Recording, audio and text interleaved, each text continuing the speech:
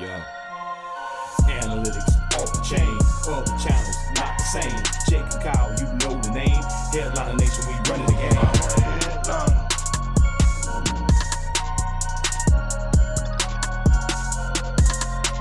a headliner. Yo, what is going on, Headliner Nation? Kyle coming to you from the Fantasy Headliners with some breaking news this morning as Cam Newton is headed back to the Carolina Panthers. Back home where it all started for him, he's headed back to really kind of help solidify the quarterback situation that they're going through right now. What does this mean from a fantasy football perspective? Well, we're going to talk about it a little bit. First and foremost, I don't know if it matters a whole lot in terms of right away. It might be a week or two. Yes, he's going back to Carolina, but this is a different coach. This is a different offense. This is a different system. This is not what he was in at one point in Carolina. So it is going to take some time for him to get into the system, learn it, and get ready to roll. So are we going to see him right away? Probably not. But I wouldn't be surprised if PJ Walker doesn't have a good week if we don't see Cam Newton in another week or so. Now, them signing Cam Newton, they're not going to bring him back to Carolina to sit him on the bench. I mean, he didn't want to do it in New England. He didn't want to do it anywhere else. He would have already signed somewhere else if he was looking to be a backup. So more than likely, this contract is probably happening because Carolina has said, we plan on putting you in as the starter. We know Sam Darnold is going to be missing probably at least 3 weeks as of right now. It could potentially be even longer than that. If that were to happen, obviously Cam could step in a couple of weeks as the full-time starter, and they were already having issues with Sam Darnold. His performance was not great over the last couple of weeks. Started the season well, but has kind of slowly trickled back down since then.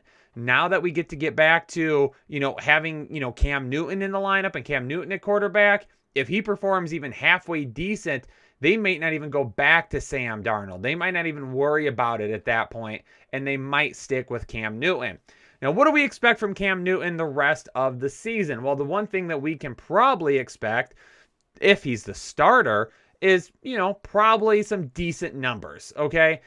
Again, this is a guy that is going to run the ball on the ground. He's going to pick you up some rushing touchdowns. He's going to sling it a little bit as well. I would imagine he's probably healthy enough right now, but it's hard to really tell what you're going to get from him from a consistency standpoint.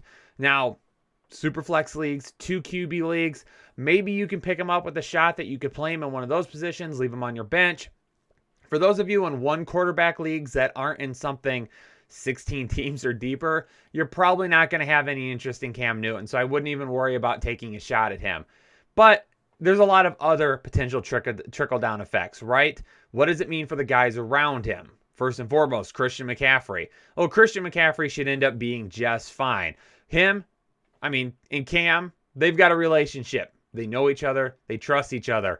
I assume CMC is going to be the high-end RB1 that we've all been accustomed to, and that's not going to change. Lots of rushing attempts for him, lots of passing options through the air, and then obviously he might lose out on some goal line type carries. Cam Newton's going to come in and steal those away a little bit, but he's going to see plenty of targets, everything else. So Christian McCaffrey isn't really that big of an issue.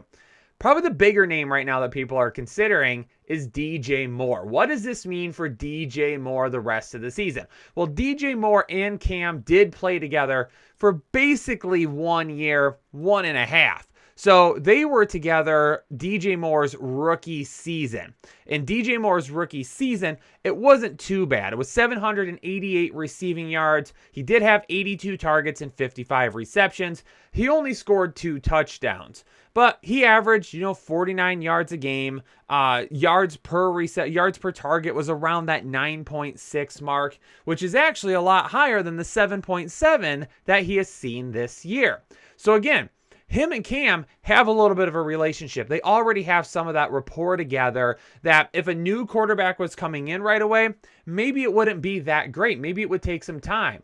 But they're bringing in a guy that already has some of that with DJ Moore, which is good, which is going to hopefully allow the transition back to Cam to be much more smooth.